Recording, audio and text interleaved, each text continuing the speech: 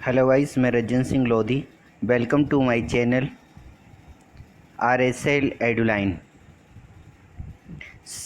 Subscribe for more videos, like and share. Please subscribe my channel. इसमें हम 20 most important question देखेंगे जो PSC, UPSC, RRB और other exam के लिए बहुत ही महत्वपूर्ण हैं। तो इसमें हम 20 मोस्ट इम्पॉर्टेंट क्वेश्चन देखते हैं। फर्स्ट, अखिल भारतीय मुस्लिम लीग की स्थापना किस वर्ष हुई? 1904, 1906, 1907, 1905, 1900। इसका आंसर क्या है? 1906। लॉर्ड मिंटो द्वितीय के शासनकाल में वर्ष 1906 में ढाका में सलीमुल्लाह खां व आगा खां ने मुस्लिम लीग की स्थापना की थी। सेकंड क्वेश्चन, वर्ष 1938 के लिए भारतीय राष्ट्रीय कांग्रेस का अध्यक्ष किसे चुना गया था? पंडित जवाहरलाल नेहरू, सुभाष चंद्र बोस, अब्दुल कलाम आज़ाद, वल्लभ भाई पटेल। इसका आंसर देखिए क्या है? सुभाष चंद्र बोस। वर्ष 1938 में हीरापुरा में हुई कांग्रेस के अधिवेशन के लिए सुभाष चंद्र बोस को कांग्रेस का अध्यक्ष चुना गया था। इस अधिवेशन में राष्ट्रीय योजना समिति का गठन जवाहरलाल नेहरू की अध्यक्षता में किया गया। नेक्स्ट, भारत के विभाजन से संबंधित माउंटबेटन योजना की सरकारी तौर पर घोषणा कब हुई? 4 जून 1947, 10 जून 1947, 3 जून 1947, 3 जुलाई 1947 और फिर आता है 3 जून 1947, है ना। तो इसमें देखिए क्या है? 3 जून 1947। भारत के तत्कालीन वायसराय लॉर्ड माउंटबेटन ने 3 जून 1947 को घोषणा की कि भारत का विभाजन ही इस समस्या का हल है और भारत को 2 राष्ट्र भारत तथा पाकिस्तान में विभाजित कर दिया जाए। इस घोषणा को 3 जून योजना के नाम से भी जाना जाता है।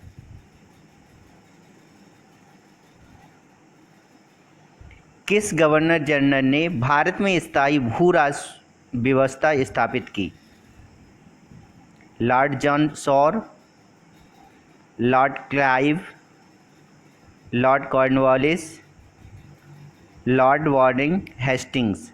तो देखिए इसका आंसर क्या है? Lord Cornwallis. Governor general Lord Cornwallis ने वर्ष 1793 में स्थायी बंदोबस्त व्यवस्था लागू की, जिसके आधार पर जमींदारों को भू राजस्व का 90% भाग कंपनी को देना होता था। नेक्स्ट, भारत सरकार ने किस वर्ष में 14 प्रमुख निजी बैंकों का राष्ट्रीयकरण किया?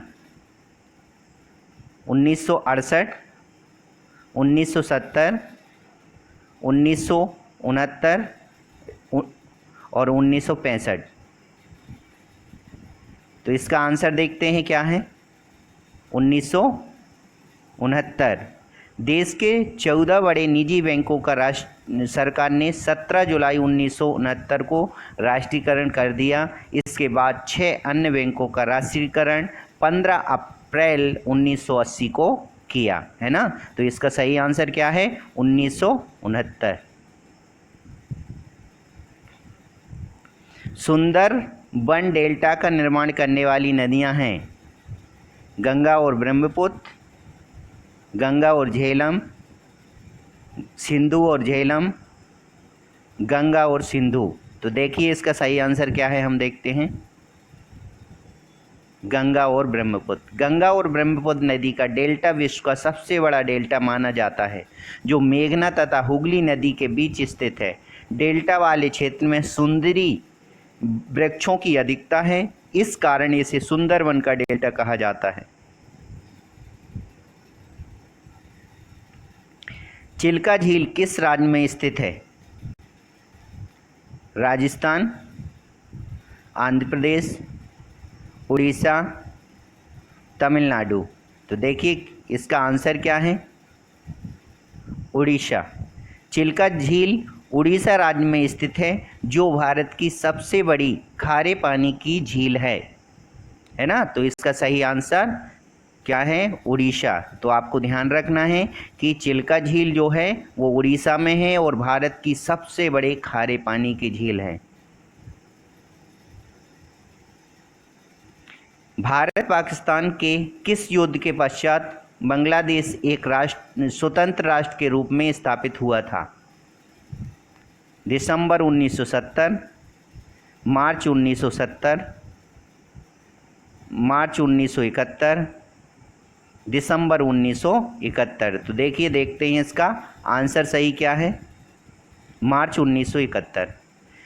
26 मार्च 1971 को बांग्लादेश एक पूर्ण रूप से स्वतंत्र राष्ट्र के रूप में अस्तित्व में आया।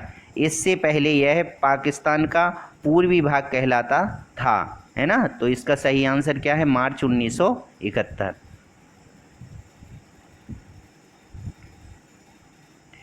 अंतःस्थलीय अपवहन नदी का उदाहरण है माही, घाघर, नर्मदा, कृष्णा। तो बताइए इसका क्या आंसर होगा?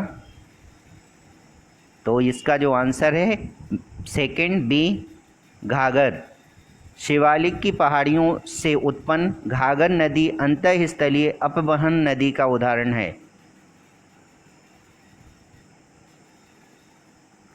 कर्क रेखा गुजरती है मध्य प्रदेश से, त्रिपुरा से, मिजोरम से, इन सभी से। तो इसका क्या सही आंसर होगा? बताइए। इन सभी से। कर्क रेखा भारत के बीचों बीच से गुजरती है, जिस पर यह राज्य है मिजोरम, त्रिपुरा, पश्चिम बंगाल, झारखंड, छत्तीसगढ़, मध्य प्रदेश, राजस्थान तथा गुजरात। तो कर्क रेखा इन राज्यों से होकर गुजरती है। डरबन नगर स्थित है दक्षिण अफ्रीका, ऑस्ट्रेलिया, उत्तरी अमेरिका, दक्षिण अमेरिका। देखिए इसका सही आंसर क्या है? दक्षिण अफ्रीका। डरबन नगर दक्षिण अफ्रीका में स्थित है। हिमालय की ऊंची चोटी कंचनजंगा कहाँ स्थित है? कश्मीर, नेपाल, सिक्किम, हिमाचल प्रदेश। तो बताइए इसका सही आंसर क्या है? सिक्किम। हिमालय की ऊंची चोटी कंचनजंगा भारत के सिक्किम राज्य में स्थित है।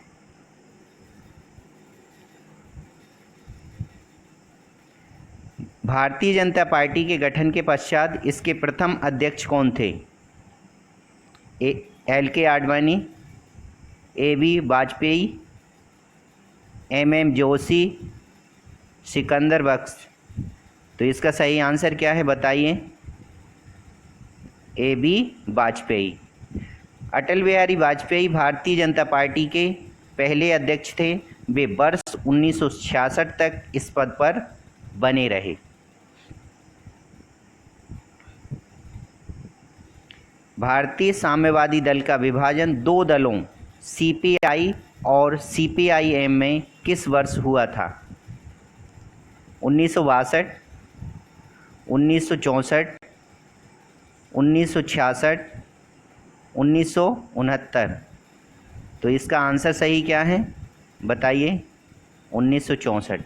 भारतीय साम्यवादी दल का विभाजन CPI और CPIM के रूप में वर्ष 1964 में हुआ।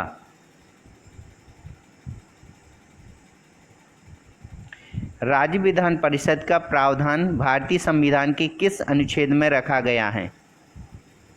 अनुच्छेद 170, अनुच्छेद 171, अनुच्छेद 172, अनुच्छेद 173।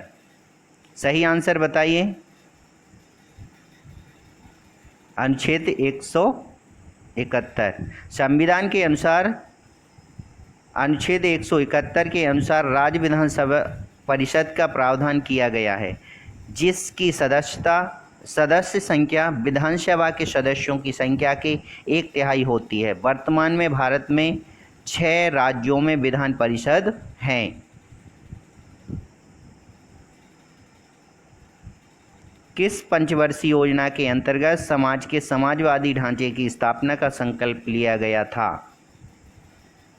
प्रथम पंचवर्षीय योजना, द्वितीय पंचवर्षीय योजना, तृतीय पंचवर्षीय योजना, चतुर्थ पंचवर्षीय योजना। तो इसका आंसर क्या है बताइए? द्वितीय पंचवर्षीय योजना। भारत की द्वितीय पंचवर्षीय योजना वर्ष 1956 से 61 तक थी, जो पीसी महालनोबिस मॉडल पर आधारित थी। इस योजना का उद्देश्य समाज में समाजवादी ढांचे की स्थापना करना था, है ना। पीसी महालनोबिस मॉडल पर आधारित थी, इसका ध्यान रखना है। वर्ष 2011-12 को आधार मानते हुए वर्ष 2013-14 में भारत की औद्योगिक विकास दर क्या थी? 2.5, 3.5, 4.5, 5.5%। तो इसमें से बताइए इसका क्या होगा? 4.5। वर्ष 2011-12 को आधार वर्ष मानते हुए वर्ष 2013-14 में भारत और औद्योगिक विकास दर 4.5% थी। भारत में पंचायती राज की त्रिस्तरीय व्यवस्था का अनुमोदन किस समिति द्वारा किया गया था? बलवंत राय, अशोक मेहता, हनुमंत राव, GVK राव, है ना। तो बताइए इसमें क्या आंसर सही होगा? बलवंत राय, है ना, फर्स्ट आंसर इसका सही है। वर्ष 1957 में गठित बलवंत राय मेहता समिति ने त्रिस्तरीय पंचायत राज प्रणाली के गठन की सिफारिश की थी। गेट्स कार्यालय कब और कहाँ स्थापित किया गया?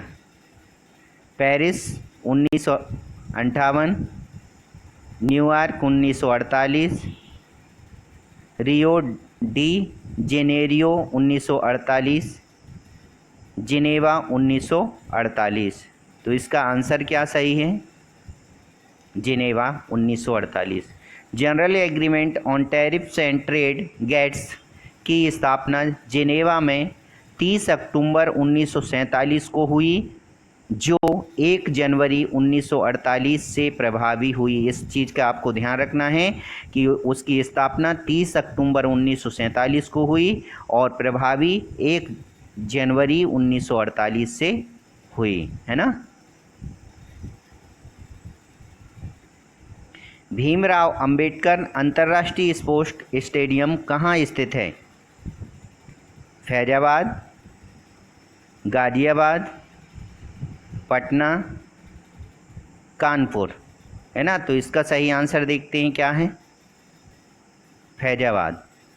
भीमराव अंबेडकर अंतर्राष्ट्रीय स्पोर्ट्स स्टेडियम की स्थापना उत्तर प्रदेश के फैजाबाद ज़िले में की गई थी।